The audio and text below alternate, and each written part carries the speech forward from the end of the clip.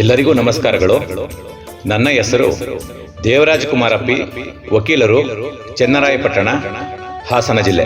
78ನೇ ಸ್ವಾತಂತ್ರ್ಯೋತ್ಸವದ ಪ್ರಯುಕ್ತ ಗಣಕರಂಗ ಧಾರವಾಡ ಇವರು ಆಯೋಜಿಸಿರುವ ಪ್ರಕರಣಗಳು ಕಿರುಕಥಾ ಸ್ಪರ್ಧೆಗೆ ಕಳುಹಿಸುತ್ತಿರುವ ನನ್ನ ಕಿರುಕಥೆಯ ಶೀರ್ಷಿಕೆ ದುಡುಕು. ಸ್ವಪ್ರತಿಷ್ಠೆ, ಉಡಾಫೆ, ಸಿಟ್ಟು, ಕೋಪ, ಜಂಬ ಇವೇ ಮುಂತಾದವುಗಳನ್ನು ಮೈಗೂಡಿಸಿಕೊಂಡಿದ್ದ ಮಾಲಿನಿಯಲ್ಲಿ ಓದಿನಲ್ಲಿ ಮುಂದಿಲ್ಲದಿದ್ದರೂ ತುಂಬಾ ಲಕ್ಷಣವಾಗಿದ್ದೇನೆ, ಸುಂದರಳಾಗಿದ್ದೇನೆ ಎಂಬ ದುರಹಂಕಾರಕ್ಕೇನು ಕೊರತೆ ಇರಲಿಲ್ಲ. ತಂದೆ ತಾಯಿಗಳ ಒತ್ತಡಕ್ಕೋ ಗುರು ಹಿರಿಯರ ಮಾತಿಗೋ ಕಟ್ಟುಬಿದ್ದು ಮಹೇಶನ ಕೈ ಹಿಡಿದಿದ್ದಳು.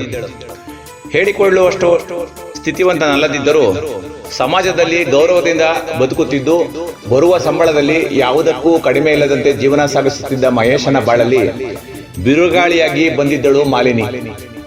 ಮರ್ಯಾದೆಯಾಗಿ ಬದುಕುವ ಅವಕಾಶವಿದ್ದರೂ ಆಕಾಶಕ್ಕೆ ಏಣಿ ಹಾಕಿ ಸಂಭ್ರಮಿಸುವ ದುಸ್ಸಾಹಸಕ್ಕೆ ಮದುವೆಯಾದಿಂದಲೂ ಪ್ರಯತ್ನಿಸುತ್ತಿದ್ದ ಮಾಲಿನಿಯ ಬಾಳಿನ ಕತೆ ಪ್ರಕರಣವಾಗಿ ಬದಲಾದದ್ದು ವಿಪರ್ಯಾಸವೇ ಸರಿ. ತಾಳ್ಮೆ ಸಮಾಧಾನಕ್ಕೆ ಒಗ್ಗಿದ್ದ ಮಹೇಶನ ಮನಸ್ಥಿತಿ ಮಾಲಿನಿಯ ಹುಚ್ಚಾಟದ ಹಾವಳಿಗೆ ಬಲಿಯಾಗುವ ಪರಿಸ್ಥಿತಿ ಬಂದರೂ ಧೃತಿಗೆಡದೆ ಇದ್ದುದು ಅವನಲ್ಲಿದ್ದ ದೃಢತೆ. ಮೊಬೈಲಿನ ಗೀಳಿಗೆ ಬಿದ್ದ ಮಾಲಿನಿ ಅದರಲ್ಲಿ ಬರುವ ಸಲ್ಲದ ವಿಚಾರಗಳಿಗೆ ತನ್ನ ಮಾನಸಿಕ ಸ್ಥಿತಿಯನ್ನು ಮುಡುಪಾಗಿಟ್ಟಿದ್ದಳು. ಧಾರಾವಾಹಿಗಳಲ್ಲಿ ಬರುವ ಪಾತ್ರಗಳಲ್ಲಿ ಪರಕಾಯ ಪ್ರವೇಶ ಮಾಡಿಕೊಂಡು ಗಂಡನಿಗೆ ಹಿಂಸೆ ಕೊಡುವುದು, ಗಂಡನನ್ನು ಅನುಮಾನಿಸುವುದು, ಅವಮಾನಿಸುವುದನ್ನು ಮೈಗೂಡಿಸಿಕೊಂಡಿದ್ದಳು. ಇವರಿಬ್ಬರಿಗೂ ಮಗುವಾಗಿರಲಿಲ್ಲ ಎಂಬುದೇ ಸ್ವಲ್ಪ ಮಟ್ಟಿಗೆ ಸಮಾಧಾನದ ಸಂಗತಿಯಾಗಿತ್ತು. ಗಂಡನನ್ನು ತೊರೆದು ತವರು ಮನೆಗೆ ಬಂದು 6 ತಿಂಗಳಾಗಿಂದಲೂ ಉಳಿದುಕೊಂಡಿದ್ದ ಮಾಲಿನಿಯ ಹುಚ್ಚಾಟ ಸುಂದರ ಬದುಕಿನ ಹೂತೋಟಕ್ಕೆ ತಾನೇ ಬೆಂಕಿ ಇಟ್ಟುಕೊಂಡಂತಾಗಿತ್ತು. ಇವಳ ಹಾರಾಟ ತೂರಾಟಕ್ಕೆ ಕುಮ್ಮಕ್ಕು ನೀಡಿದ್ದು ಅಣ್ಣ ಸುರೇಶ ಮತ್ತು ತಾಯಿ ಸಾಕವ. ಇಲ್ಲ ಸಲ್ಲದ ಆರೋಪ ಹೊರಿಸಿ ಮಹೇಶನಿಗೆ ಜೀವನಾಂಶ ಕೊಡುವ ಬಗ್ಗೆ ವಕೀಲರ ಮೂಲಕ ನೋಟಿಸ್ ಕೊಡಿಸುವ ಮಟ್ಟಕ್ಕೆ ಹೋಯಿತು.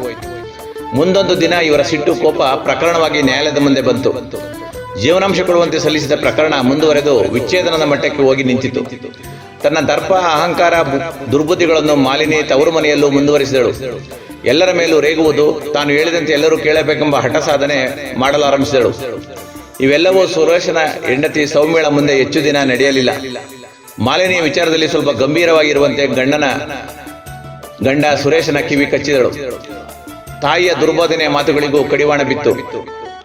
ಅಣ್ಣ ಸುರೇಶ ಮಾಲಿನಿಯ ವಿಚಾರದಲ್ಲಿ ಧೋರಣೆ ತೋರಲಾರಂಭಿಸಿದ. ಮನೆಯಲ್ಲಿ ತನ್ನನ್ನು ನಿರ್ಲಕ್ಷಿಸುತ್ತಿರುವುದು, ತಾಯಿಯ ಅಸಹಾಯಕತೆ, ತನ್ನ ಮಾತಿಗೆ ಕಿಮ್ಮತ್ತು ಇಲ್ಲದಂತಾಗುತ್ತಿದ್ದು ಮಾಲಿನಿಯ ಗಮನಕ್ಕೆ ಬರಲು ತಡವಾಗಲಿಲ್ಲ.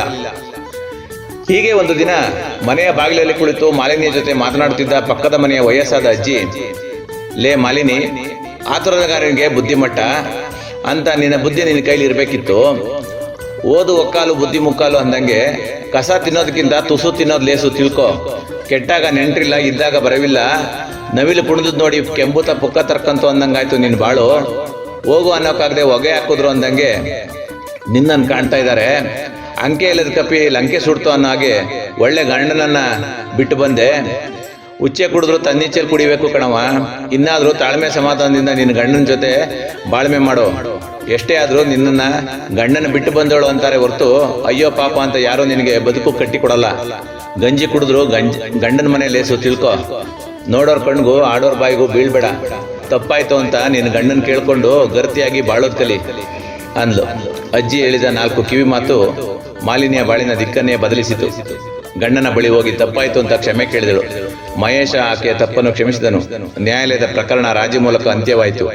ಈಗ ಮಹೇಶ ಮಾಲಿನಿಯರದು ಒಂದು ಗಂಡು ಒಂದು ಹೆಣ್ಣು ಮಗು ಇರುವ ಒಂದು ಸುಂದರ ಚಂದದ ಸಂಸಾರ.